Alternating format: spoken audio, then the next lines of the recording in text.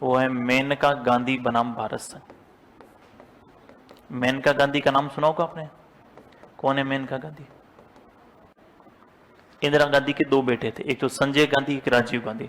राजीव गांधी के वाइफ तो कौन है? सोनिया गांधी। उनके बेटे कौन है? राहुल गांधी। और दूसरे दूसरे बेटे थे जिनका नाम था संजय गांधी। संजय गांधी के वाइफ कौन है? मेनका गांधी, और उनका बेटा है वरुण गांधी। 1975 में इमरजेंसी लगी, उस समय ये मेनका गांधी भी गांधी परिवार के साथी थे। बाद में ये कांग्रेस से छोड़कर बीजेपी में आ गए।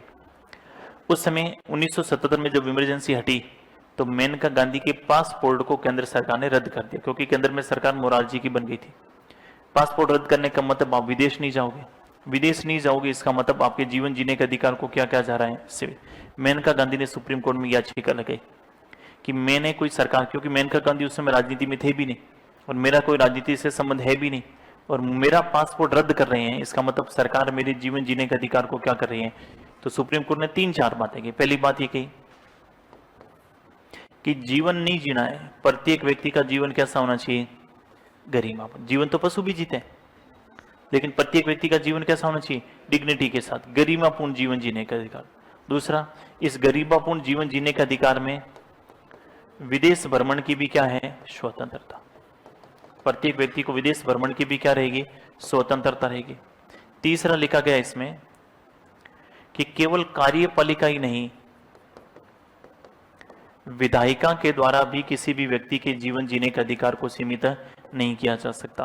और चौथी बात कही कि अनुच्छेद 14, 19 और 21 तीनों मौलिक अधिकारों के गोल्डन ट्राइंगल है। गोल्डन ट्राइंगल का मतलब समझ गए? स्वर्णिम त्रिभुज है, गोल्डन ट्राइंगल है। कौन कौन से मौलिक अधिकारों को गोल्डन ट्राइंगल की संज्ञा दी सुप्रीम कोर्ट ने?